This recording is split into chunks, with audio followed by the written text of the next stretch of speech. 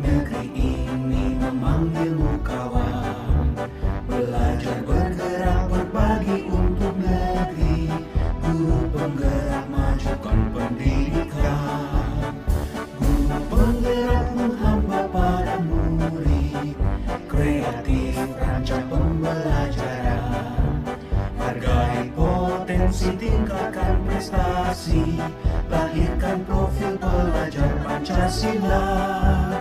Belajar bergerak berbagi untuk negeri, kita menjalin kolaborasi. Belajar bergerak berbagi untuk negeri, demi bakti pada Ibu Pertiwi.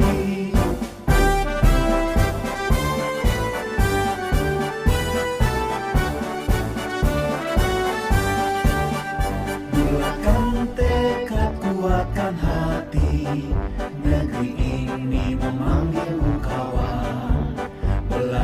Dengan perasaan kita, ada kasus misalnya seperti guru di sini ada yang melakukan PNS kan, mereka kan PNS terus mereka tuh harus dari tempat sesekali meninggalkan tugasnya yang ada di sekolah.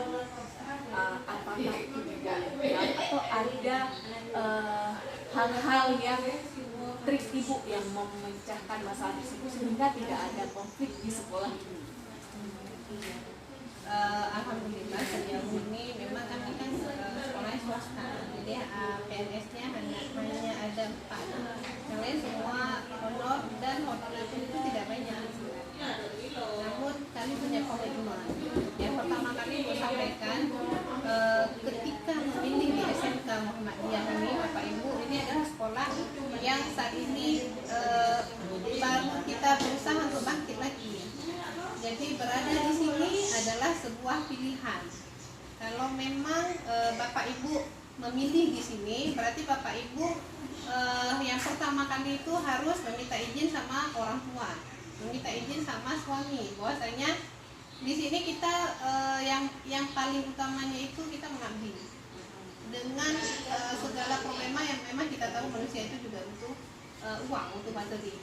Tetapi yakinlah ketika Bapak Ibu bekerja di sini, Allah akan memberikan rezeki dari sisi yang lain.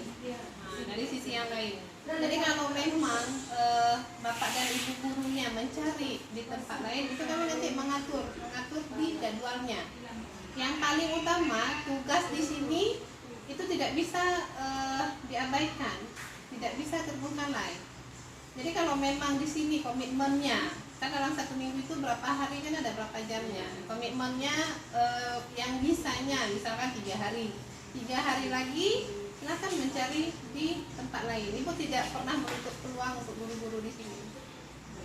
Berarti kita harus buat komitmen dulu. Iya, komitmen. Selanjutnya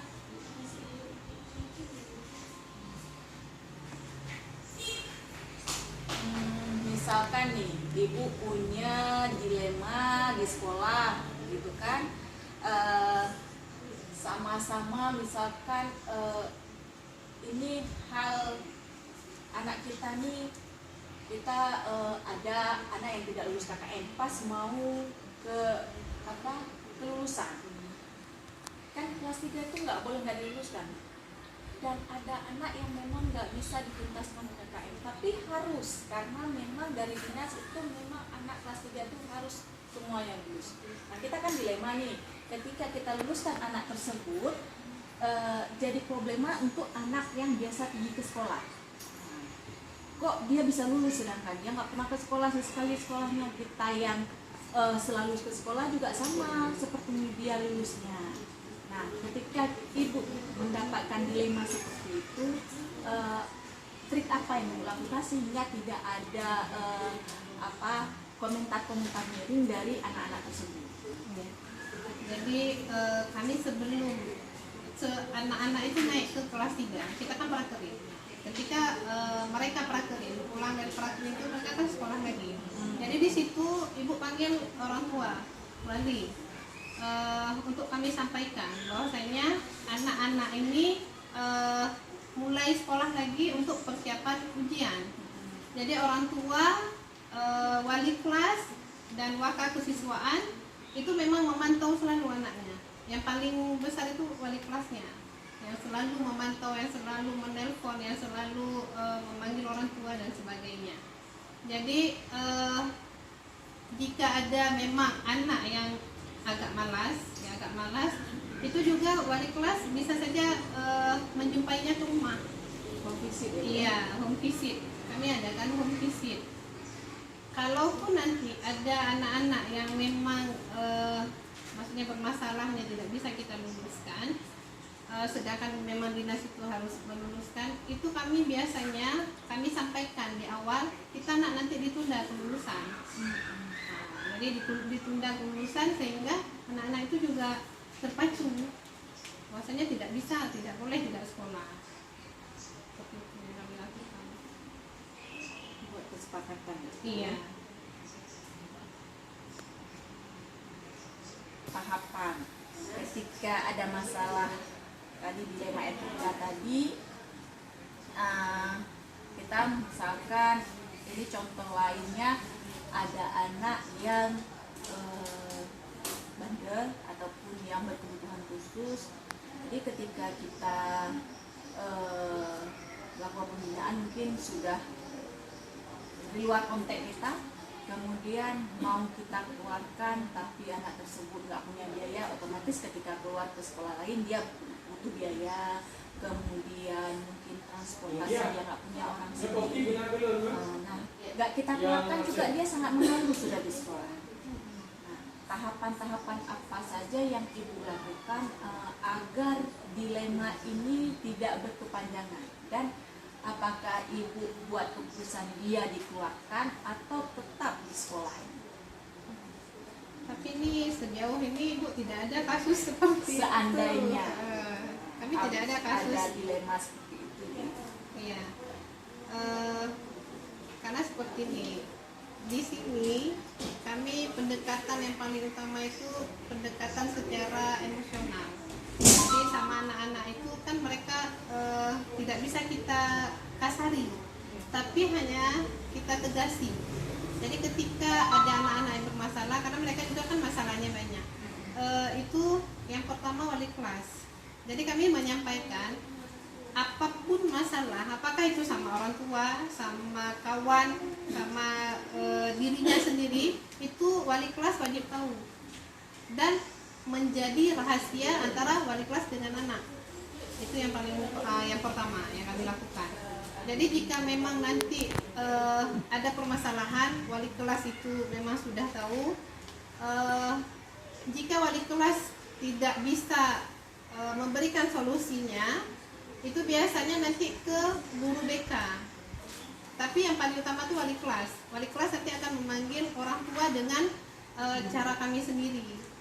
Maksudnya jangan nanti kita membuat bentrok antara anak dengan orang tua. Nah, kalau memang wali kelas tidak sanggup, itu sama guru BK-nya. Karena saat ini pun kami guru BK juga kekurangan, memang tidak ada guru BK. Biasanya ke wakil kesiswaan.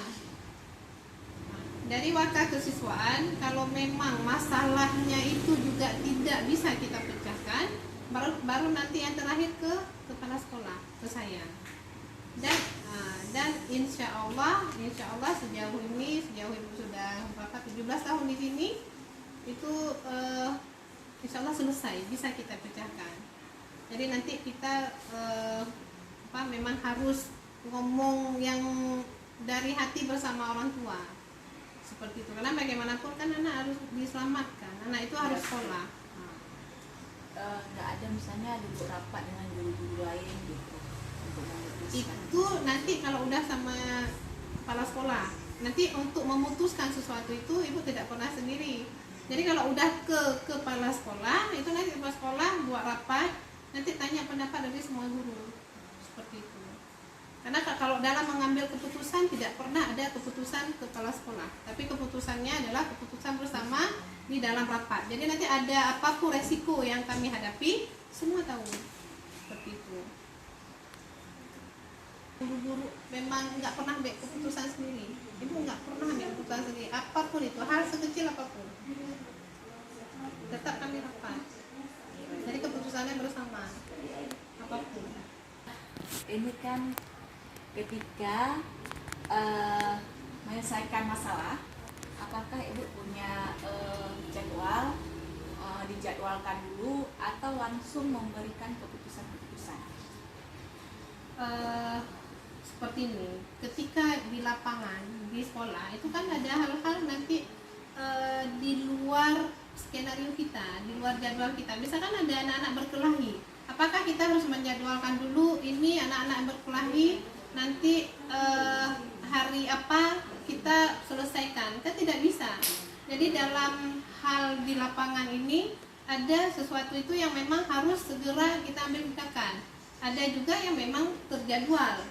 Nah, kalau ada masalah yang memang terjadwal, itu sudah kita selesaikan dulu. Maksudnya sudah ada tahapan dari wali kelasnya dulu. Jadi nanti wali kelas menyampaikan, Bu, ini kita pemanggilan orang tua, kan harus ada suratnya. Nggak bisa kita langsung telepon, Bu, datang ke sekolah, kita ada masalah, kan enggak. Jadi ada surat pemanggilan ke orang tuanya, nanti kapan harus datang.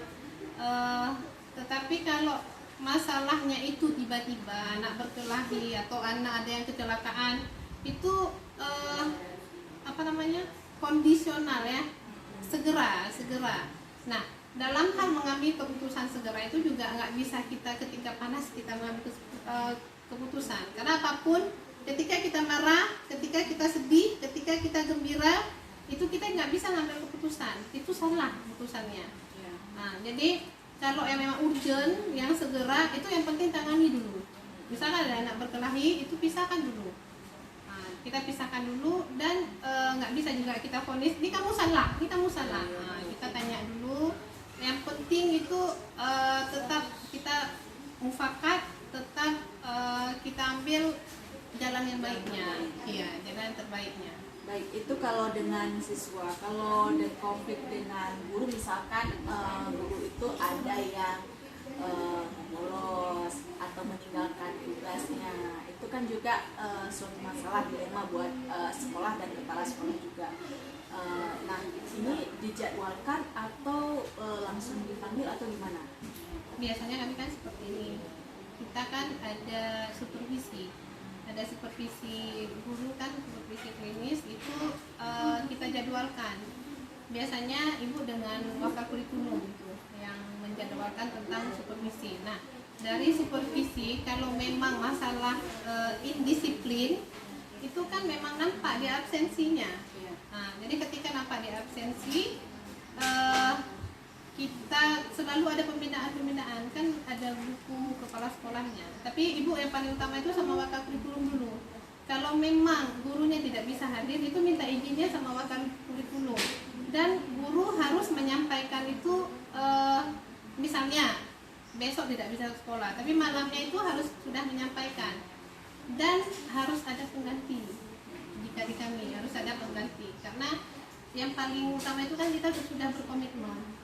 Jadi kalau memang sakit tiba-tiba, itu baru nanti kita ada kebijakan, kan ada guru piketnya juga di sekolah.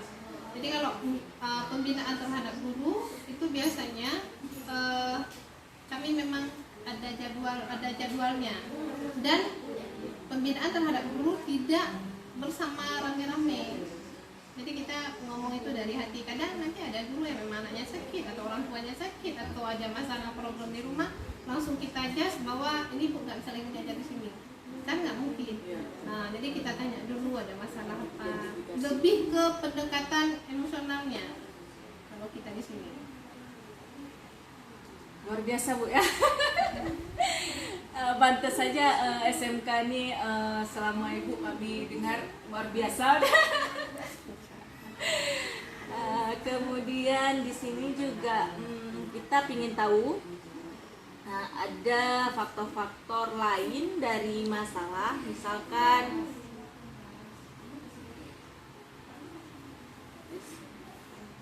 akhir ini, Bu, di sini kan pertanyaannya, adakah seseorang atau faktor yang membantu Ibu mengambil keputusan? Berarti tadi Ada. yang pertama itu wakil kurikulum. Yang paling utama itu wali kelasnya, iya, kan wali kelas, ada guru BK-nya, ada wakasisnya, ada wakil kurikulum, ada kajur-kajur, ada guru masing-masing mapel. Jadi semua ibu libatkan. Kalau memang hal itu tentang sekolah itu sampai ke penjaga sekolah. Kami di sini kan ada kebersihan sekolah. Nah, itu ibu juga tanyakan, ibu juga libatkan. Jadi semua di sini. Kami itu tidak, maksudnya rapat untuk mengambil keputusan besar itu nggak rapat hanya beberapa orang saja, ya, tetapi semua. Dilibatkan. Kami tanyakan Jadi pendapatnya semua. tidak ada di sini yang misalkan ini keputusan para pejabatnya aja, Iya. guru nggak tahu Nggak tiba-tiba tahu. keluar keputusan anak itu dikeluarkan. Gitu. Enggak, insya Allah enggak pernah seperti itu. Itu malah kadang-kadang ibu satu-satu ibu tanya, bagaimana pendapat bapak tentang urusan sini, pendapat bapak tentang ini. Biasa karena sekarang ini itu yang kita butuhkan karena Iya. kan, kita harus peduli terhadap Anak. generasi anak kita sekarang. Yang mana sekarang kan temperamen anak lebih tinggi, pergaulan anak juga sudah beda dengan kita. Adabnya juga, ya Jadi adabnya kan juga. itu sebenarnya tanggung jawab kita semua, bukan cuma tanggung jawab pejabat sekolah. Makanya hal itu luar biasa. Semuanya kita libatkan dan apapun yang terjadi itu adalah tanggung jawab kita bersama. Iya. Dan keputusan kita bersama. Jadi kalau kita memutuskan sendiri itu banyak salahnya. Tapi kalau kita memutuskan sama-sama dengan mempertimbangkan banyak hal, insya Allah itu adalah keputusan yang terbaik menurut kita dan diridhoi Allah. Itu aja di sini. Pengalaman ibu, semoga kami juga bisa mengikuti jejak ibu yang sudah membangun sekolah yang tadi Muhammadiyah ini nggak kita kenal, sekarang udah terkenal di SMK. Apalagi sekarang baru siap MTU ya Bu ya. Iya, alhamdulillah karena kami di sini kan dari 25 siswa saat ini sudah 223 siswa, itu hal yang sangat luar biasa yang Allah memang mendengar doa orang tua kami di sini. Kan kami ada orang tua, kami selalu menyampaikan, Mak, tolong doakan sekolah kami. Jadi Allah sudah mendengar doa dari orang tua kami, doa kami semuanya, dan hasil kerja keras dari guru sebenarnya. Dari guru. Kalau ibu hanya menggerakkan saja, tetapi yang menjalankan adalah bapak dan ibu guru. Dan guru-guru kami di sini, alhamdulillah sampai dengan hari ini sangat kompak sekali. Jadi prinsipnya kami di sini ketika bergabung di SMK Muhammadiyah, ini adalah rumah kita. Jadi bapak dan ibunya harus nyaman.